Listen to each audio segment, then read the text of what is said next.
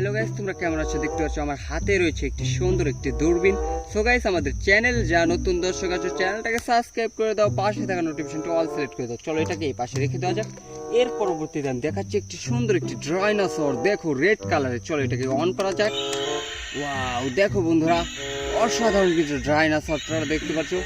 Wow, দেখো এটা কিন্তু হাউ করে। ওয়াও, অসাধারণ দেখতে পাচ্ছ বন্ধুরা।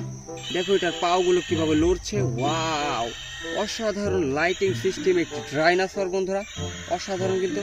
চলো এটাকে অফ করে এই পাশে রেখে দেওয়া যাক। এর পরবর্তীতে আমি যেটার সাথে তোমাদেরকে ইন্ট্রোডিউস করে দেবো সেটা হলো একটি অসাধারণ একটি টয়। দেখতে পাচ্ছ একটি অ্যানিমেল। এটা হলো একটি জিব্রা অ্যানিমেল, অনেকটাই বড় সড়ো একটি অ্যানিমেল দেখতে পাচ্ছ গাইস। তো গাইস, আমাদের চ্যানেল যারা নতুন দর্শক আছে চ্যানেলটাকে লাইক করে যাও জলদি জলদি। চলো এই দেখো বন্ধুরা, একটি স্প্রিং তো একটি হেলিকপ্টার। ওয়াও, অসাধারণ কিন্তু দেখতে পাচ্ছ।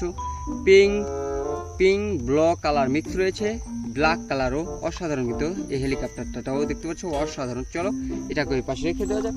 এর পরবর্তী দেখো বন্ধুরা, অসাধারণ একটি বন্দুক। ওয়াও, তো গাইস এটার ভিতরে মনে হচ্ছে ব্যাটারি নেই। চলো এটাকে ওই পাশে রেখে দেওয়া যাক। এর পরবর্তী দেখো বন্ধুরা, অসাধারণ একটি সিএনজি অটো রিক্সা। দেখো সামনের দিকটা দেখো, এটাও কিন্তু অসাধারণ।